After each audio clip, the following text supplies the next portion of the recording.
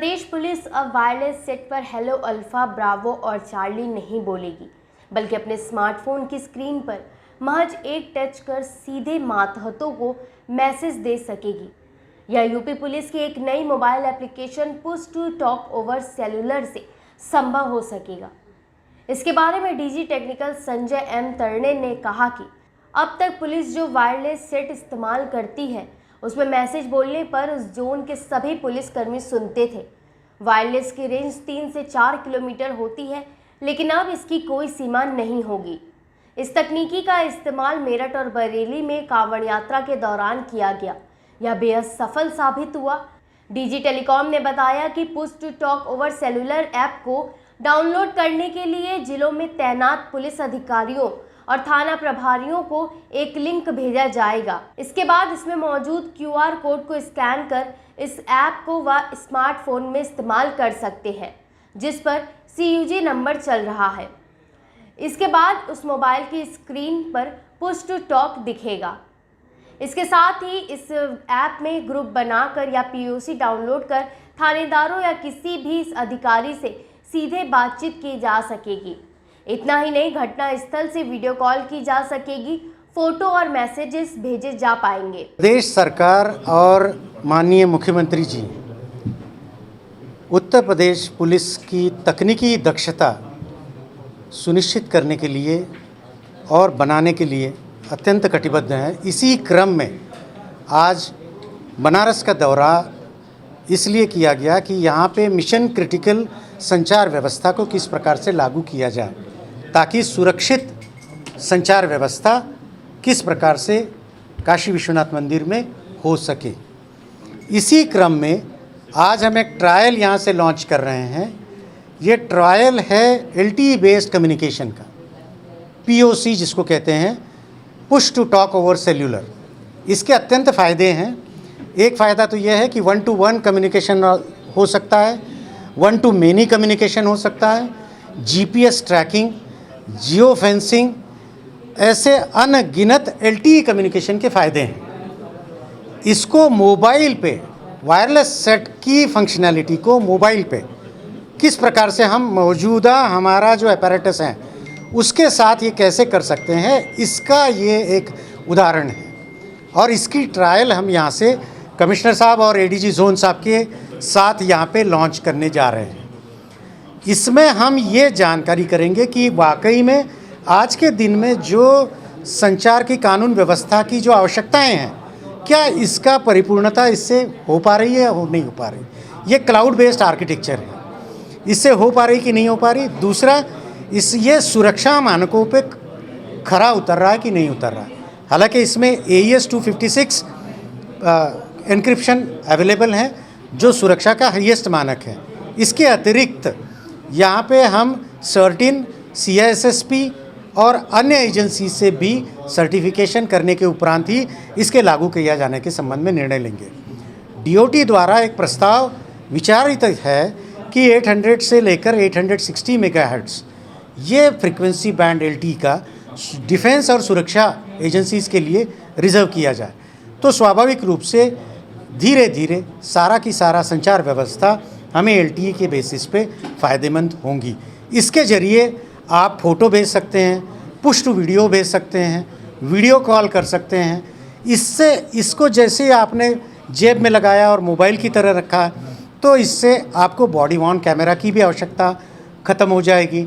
इस प्रकार से बहुआयामी और पेट्रोल की अगर आपको व्यवस्था रखनी है, जैसे बीट पेट्रोल, ये प्रदेश सरकार का एक बहुत अच्छा उपक्रम है जिससे कानून व्यवस्था सुनिश्चित की जा रही है।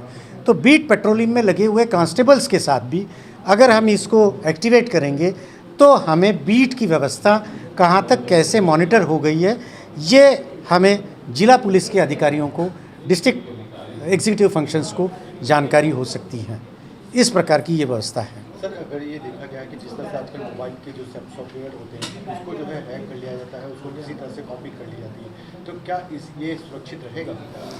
ये पहले तो 2 प्रकार की सुरक्षा है। एक तो क्लाउड बेस्ड में हम सर्टिफिकेशन लेंगे जब लगाना होगा तो। दूसरा, इसमें AES एन्क्रिप्शन ऑलरेडी है, हार्डवेयर बाइंडिंग है, AES एन्क्रिप्शन है और इसके बाद भी देखिए, साइबर में हमेशा डेली दिन प्रतिदिन कुछ न कुछ तो खतरा बढ़ता ही रहता है। उसको भी डील आउट करने की स्ट्रैटेजी हम ज़रूर विकसित करेंगे। जो भी नए आयाम आएंगे उसके ऊपर कोई ना कोई कार्रवाई करनी ही पड़ेगी, क्योंकि ऐसी कोई व्यवस्था हो नहीं सकती है कि जिसमें किसी भी प्रकार का साइबर अटैक हो ही ना। ऐसा संभव ही नहीं है। अगर होता भी है तो भी उसके ऊपर काम किया जाएगा और वो एक टेक्निकल चैलेंज होगा। जैसे बाकी हमारे सुरक्षा एजेंसीज़ को है, उसी प्रकार के ये चैलेंज भी हम स्वीकार करेंगे और उसके ऊपर कार्य करेंगे। एक बड़ी दिक्कतें आती हैं नेटवर्किंग की। अगर मोबाइल क्योंकि आउटसाइड में जाएं या ग्रामीण इलाकों में जाएं, उसमें नेटवर्क की बहुत ज़्यादा प्रॉब्लम होती है, तो उसमें ये कैसे कार्य करेगा? नेटवर्क भविष्य में 2024 के बाद लगभग नेटवर्क डेंसिटी बहुत अच्छी होगी, जिसमें हर क्षेत्र में लगभग जो अभी हमारी जिस प्रकार से प्रोग्रेस चल रही है भारत देश की, जिस प्रकार से हम चंद्रयान तक पहुंच गए हैं, तो उस लिहाज से जो हमारी तकनीकी क्षमता है उसका दिनों दिन इस प्रकार से व्यवस्था हो रही है कि धीरे धीरे ये समस्याएं ख़त्म होंगी। इसके अलावा आपने भी सुना होगा कि सैटेलाइट बेस्ड इंटरनेट कम्युनिकेशंस भी यहाँ पे उपस्थित है या होने जा रहा है। उसमें स्वाभाविक रूप से ये समस्या ख़त्म होंगी। उत्तर प्रदेश में यात्रा में इसका उपयोग हुआ है बरेली में, मेरठ में। अब उसके बाद किन जिलों में ये ट्रायल? अभी लखनऊ में हमने कल से ट्रायल चालू कर दिया है और आज अब हम बनारस जोन को लिए हैं। बनारस जोन अभी जब सैचुरेट होगा तो उसके अनुसार फिर हम कार्रवाई के बारे में विचार कर सकते हैं। ये उच्च स्तरीय निर्णय होगा कि क्या करना है। पहले ट्रायल सक्सेसफुल हो जाए, हमारे मानकों पे खरा उतरे, तभी हम इसके बारे में कुछ विचार कर सकते हैं।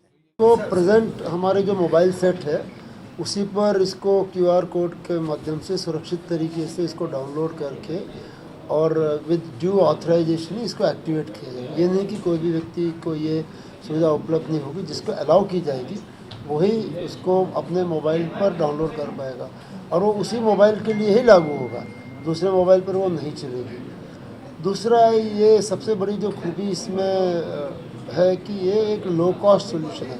आपको फ़िलहाल नए हार्डवेयर की कोई आवश्यकता नहीं है, कोई नए टावर लगाने की आवश्यकता नहीं है, कोई खर्चा करने की आवश्यकता नहीं है। इसका जो हम ट्रायल ले रहे हैं वो वर्तमान जो उपलब्ध मोबाइल फ़ोन है, चाहे वो CUG हो चाहे पर्सनल हो, उस पर उसका ट्रायल लिया जाएगा। ट्रायल का जब सर के द्वारा जब रिव्यू किया जाएगा, रिव्यू के बाद उसमें फिर पॉलिसी डिसीजन ये होगा कि हम व्यवस्था को ऐसे ही चलाना चाहते हैं या हम डिवोटेड हैंडसेट लेना चाहते हैं ताकि सभी अधिकारियों को अलग से एक हैंडसेट दिया जाए। उस हैंडसेट पर हम और क्या अतिरिक्त हम सुविधाएं देना चाहते हैं, जैसा अभी सर ने कहा कि CCTNA से या और पुलिस के जितने ऐप से बंडलिंग हमें करनी है, तो ये आगे की प्रक्रिया है। लेकिन वर्तमान में जैसा आपने पूछा कि इसी ज़ीरो कॉस्ट पे इसका हम ट्रायल कर रहे हैं, ऑलमोस्ट ज़ीरो कॉस्ट पे।